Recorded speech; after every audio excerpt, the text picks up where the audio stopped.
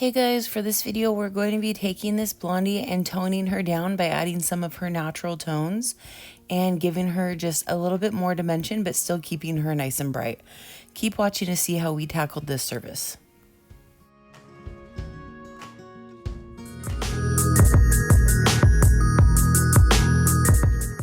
You guys can follow me over on Instagram at Christy@the-cottage. Here's my client's before. She is pretty regular at coming in and getting her highlights touched up, but this time we're going to be doing something different and toning her down just a little. Okay, so my client that I'm doing right now, we normally do a lot of blonde, but she's wanting to just kind of be able to let her hair grow out and not have like blonde grow out or anything and just be a little bit more natural. She doesn't necessarily want to get rid of the blonde, but she just doesn't want to have like bad roots. So what we're going to do is we're not going to do any highlights or anything. We're basically just going to swipe a shadow root through like the few inches of her blonde into her grow out. So I'm trying to, her hair is naturally so light, so I feel like an 8, and so I feel like I can't really go in there too light of a color and then it's not gonna be noticeable. So I'm thinking I'll go in there with like a level 7 and a 9-1 and a little bit heavier on the 7 though, just to add, like, get that depth in there. But I don't want it to be warm, I want it to be cooler, so that's where I'm going to use the 9-1 at. So yes, probably like 3/4 7 natural, and then just like a little bit of the 9 ash, and with the Schwarzkopf Agora Vibrance with the 6 volume.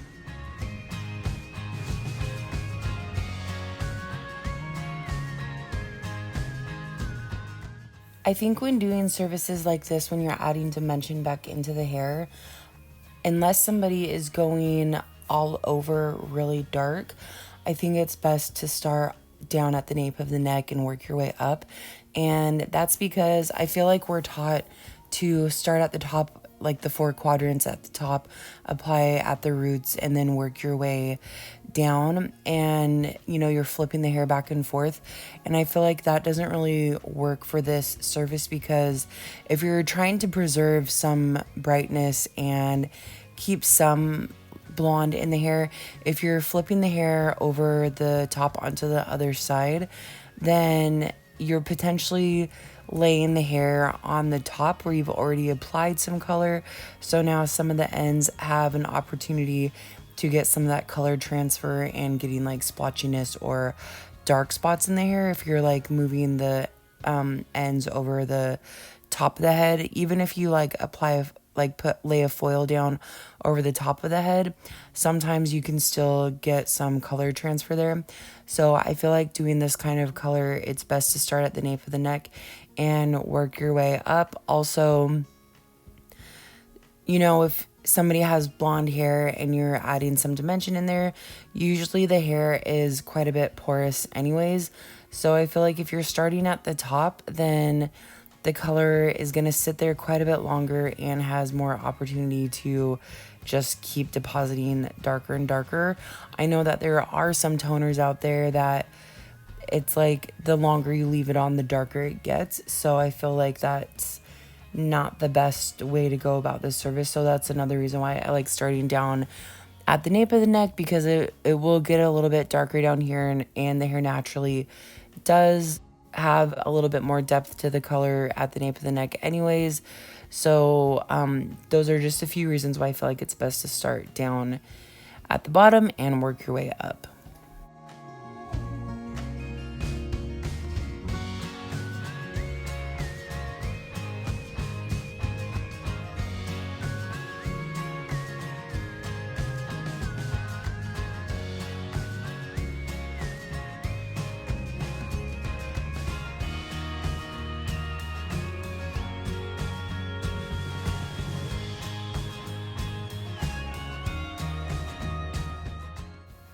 So when you're doing services like this, when you're adding more dimension or natural tones, back to blonde hair, I think it's really important to keep in mind where you need to leave the most brightness. And I feel like when you're adding dimension back to blonde hair, it doesn't take much for somebody to feel like they're so dark all of a sudden, even if it's really not that much, or if you're really just toning it down slightly.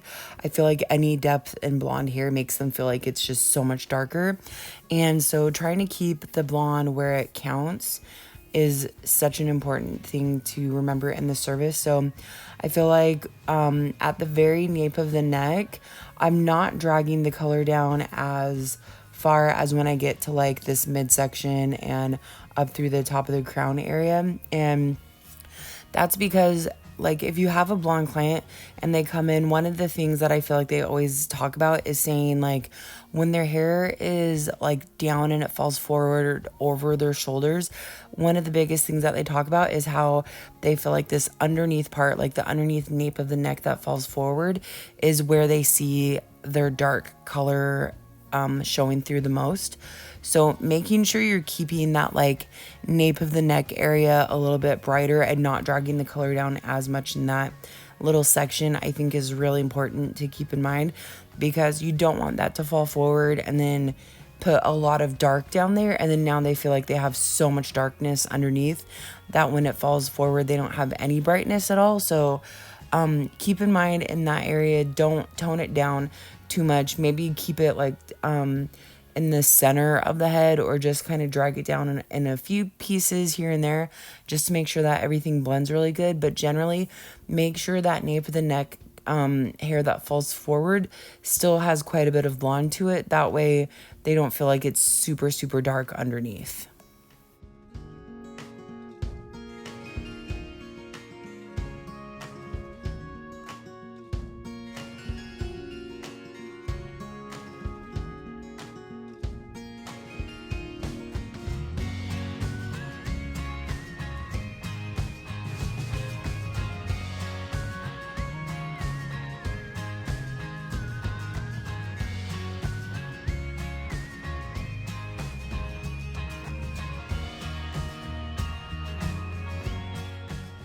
So you can see where I'm applying this color right here, where before I was just kind of taking little weaves and dragging the color down. I'm starting to grab larger slices and larger sections and pull a color through the midsection, through that whole slice. And that's going to add more darkness and depth up in this area, where down towards the nape of the neck, I was just kind of weaving little pieces.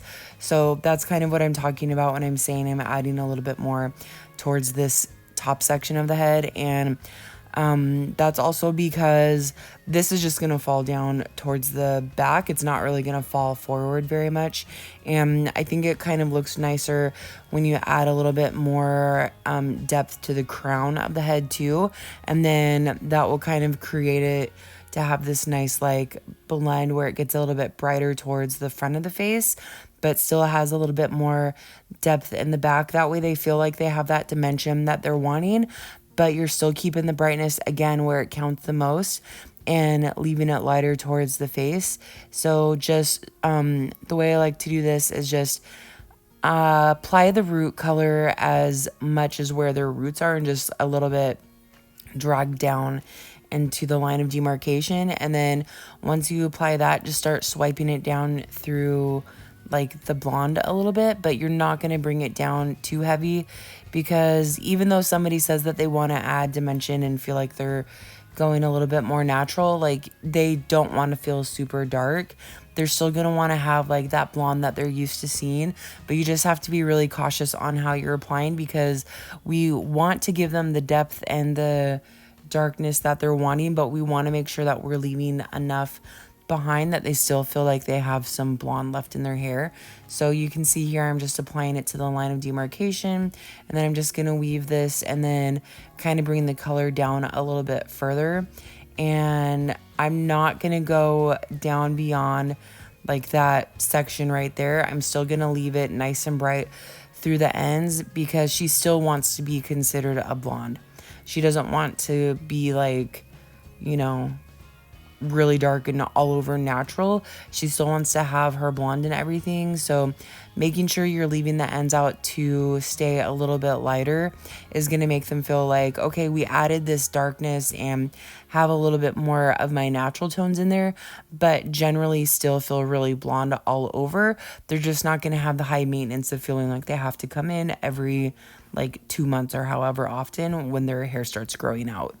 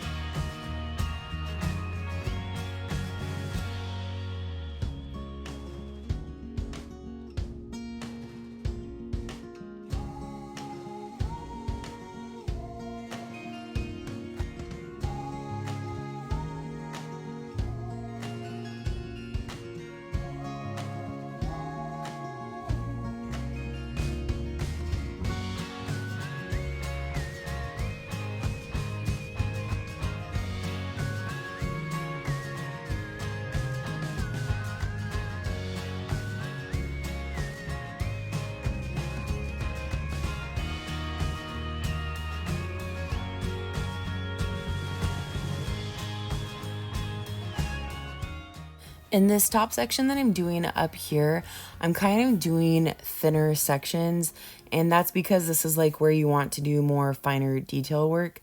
So I'm going to do really, really fine weaves and do them a lot softer than when I was doing kind of like the underneath section where I was wanting to add more depth to the hair. But because this is going to kind of fall on top, I still want to make sure that I'm leaving enough blonde so that that dimension is kind of falling more underneath and showing through, but we still have nice blonde highlights up through the top, but just, you know, more dimension in the root area, but still keeping that, you know, the blonde highlights throughout. So now we're going to move through the sides of the head, and you can see here that I pulled out around her hairline, and that's because I want to make sure that I'm leaving that last because I don't want it to deposit too dark, but also because I want to make sure that I can pay extra close attention to that hair to make sure that I'm not like, you know, applying too much color or whatever. Sometimes I like saving it last if I'm applying it this way versus with a foil because I want to make sure that it's not going to go too dark or I'm not applying it too heavy or whatever. So the way I like doing the sides of the head, because I feel like if you just do one side and work your way up and then flip to the other side, it's kind of hard to remember exactly what you did for every section because I'm not just applying at the roots. I'm again bringing it kind of down through the ends of the hair. So I like making sure that I'm keeping it even. So I'll do one side, flip to the next side, and so on and so forth. And that's so that I know, okay, in this section I only tapped it at the roots, so now I'm going to flip to the other side and tap the roots.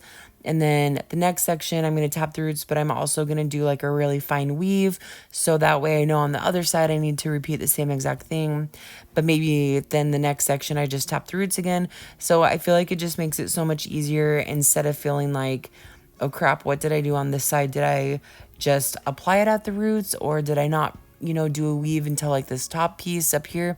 So that just like helps me from forgetting like, you know, what did I do on either side, and it helps me make sure that I'm creating balance on both sides of the head.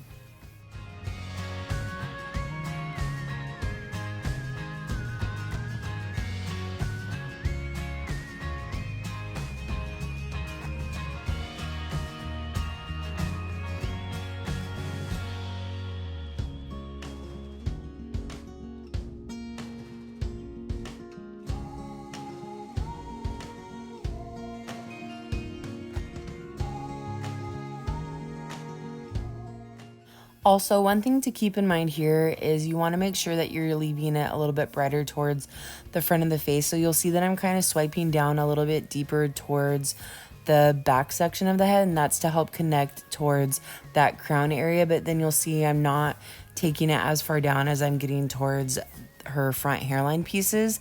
So that's going to help keep her nice and bright again towards the front of the face, making sure you're leaving that lightness where it counts the most. Again, when you're adding dimension, it's always important to remember where you need to leave the hair the lightest to make sure that they don't feel overly dark, or that they're too much dimension, not blonde enough. Just always remember with blondes, I feel like it's safer to just leave it as light as possible as much as you can versus going too dark. Like, always err on the side of staying a little bit lighter and leaving too much blonde behind, because I know there's been times when a client has come in and been like, oh, I want to go darker, or I want to tone down my blonde, and this is the color that I want. And then you do that exact same color, and then when you're done, they're like, oh my God, my hair's black. And it's like, girl, you're still like a level 7. Calm down. It's because they were platinum and you're like taking them 3 shades darker, but to them they feel like they're so much darker now. So make sure that you're erring on leaving too much blonde behind. That way, like, they still feel like they're blonde and it's okay. And you can always start the service off by telling them, hey, I think for today, let's just not tone it down as dark, but just like work our way. And then the next service, we can go a little bit darker if you're still comfortable with it, because there has never been a time where a blonde has gone darker and then stayed dark. They always end up working their way back to blonde. So just learn from my experiences and just know ahead of time, and ask your client also, do you feel like you're ever going to want to go blonde again after this? Because if you do, then we shouldn't go as dark as what you're wanting, or maybe we just do like a semi-permanent color. That way it will fade up and then you can, go blonde again. But that's just part of the conversation you need to have to make sure that they don't feel like it's too dark, or by the time they want to go blonde again, you're not creating, a problem for yourself by having too much dark or permanent dark in the hair.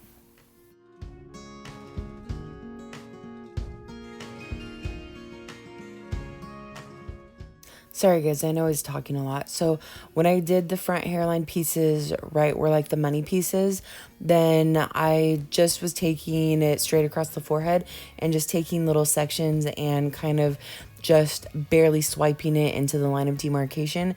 That way it'll help break the line up, but still keep it pretty bright right at the top of like the money piece area.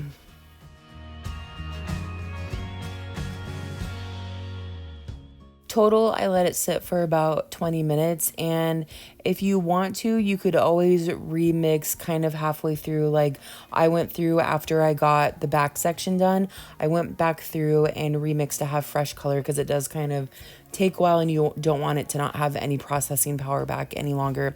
So you can remix your color when you get to the front section of the head.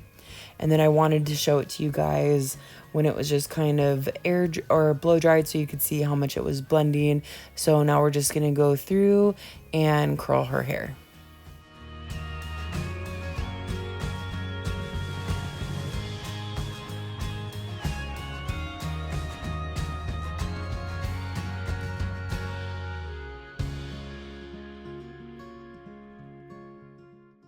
And here you can really see how that dimension just kind of breaks up through the midsection and how it creates a lot of depth kind of throughout the hair. But you can see that she still has a lot of blonde left over, and she's still going to feel nice and light with more dimension and softer roots.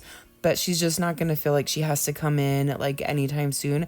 She'll be able to let it grow out a while without feeling the need to come in with having high maintenance blonde hair. And then also, as this kind of fades up a little bit more, then she'll have more time for it to grow out, and that line will kind of dissipate naturally on its own.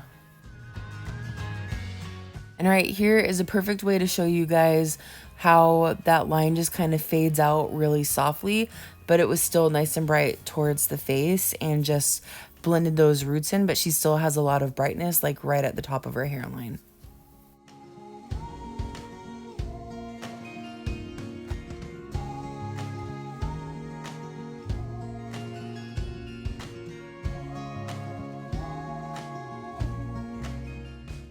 I feel like this lighting makes it look really good, how you can see how it just blends really nicely and with the rest of her blonde, but a lot of that root color just has a lot more dimension, but still a lot of blonde through the ends, kind of like a really soft ombre. So anyways, here's the after, and we're just gonna finish this styling out, but I just wanted to show you guys kind of those ribbons of dimension, but still how she's considered a blonde, but just with a little bit more dimension.